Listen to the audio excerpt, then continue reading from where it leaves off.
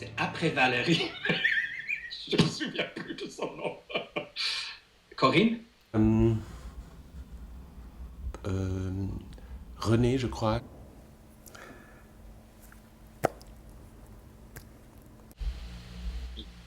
Yann? Jeanne, je trouve que tu as bien progressé dans les techniques d'escrime.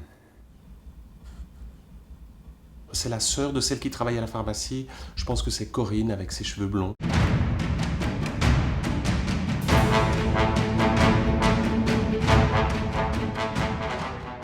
L'être humain est un raconteur d'histoire.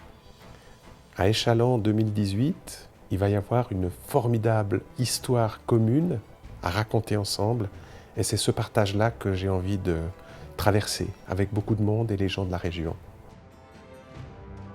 Avec autant de personnes, on pourrait se dire je vais être un tout petit grain de blé ou un épi oublié au coin du plateau. La chose la plus difficile, c'est de marcher d'un point à un autre sans objectif, sans but, sans motivation. Une partie de mon travail, ça va être de charger chacune et chacun d'un objectif, d'une mission, pour aller d'un coin du plateau à un autre. Et ça va être de leur donner des micro-histoires à porter. Je ne veux pas faire quelque chose qui est trop régimenté. J'aime bien quand même avoir des individuels, même si c'est des choses de masse ou de groupe ou de unisson. J'aime bien on voit des gens, un peu plus comme des grands spectacles ou des grandes manifestations où tu vois l'enthousiasme et l'expérience des gens, pas que la chorégraphie ou le mouvement, tu vois. Je cherche pas une perfection dans le mouvement, je cherche surtout une conviction dans le mouvement. Je vais venir avec des bases de qu'est-ce que je vais faire, mais j'adapte sur les gens. Je jamais impose le mouvement sur les gens.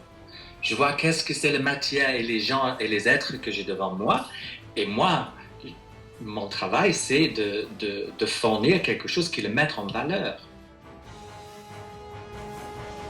Je cherche à restaurer, renouveler, alimenter notre part Peter Pan, notre part enfant, tout enfant, filles, garçons confondus. À un moment donné, on jouait au cow-boy, on a été une princesse sauvée par un prince. Enfin, on a tous passé par ces chemins initiatiques et c'est exactement ça. On doit retrouver un peu cet esprit d'enfant parce qu'il faut retrouver la joie d'être sur scène, à partager une histoire en vivant des aventures. Et on s'y croit et on partage des moments héroïques, quoi. C'est vraiment ça, c'est le côté capé d'épée, le côté épique que je vais essayer de transmettre au maximum aux gens qui vont travailler avec moi en tout cas. Et c'est vrai que c'est des moments que les gens n'oublient jamais.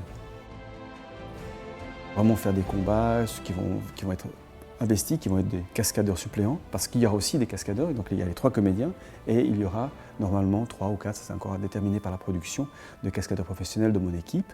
Et il faudra venir aussi quelque part en renfort de ces personnes-là, en faisant des scènes d'action parfois assez fortes, hein, assez intéressantes au niveau de l'intensité. On va chercher plutôt des gens qui ont des capacités sportives qui sont présentes. Alors les besoins humains sont grands. Pour raconter cette belle histoire, on a besoin à peu près de 750 personnes. Il y a des gens qui sont plus impliqués, par exemple, à des tâches spéciales, comme de manipuler une énorme marionnette. Il y a des équipes qui vont travailler davantage à des effets de pyrotechnie. Il va y avoir des figurantes et des figurants, des adultes comme des enfants d'ailleurs. Voilà, ça fait beaucoup de monde sur le plateau dont on a besoin pour raconter cette histoire.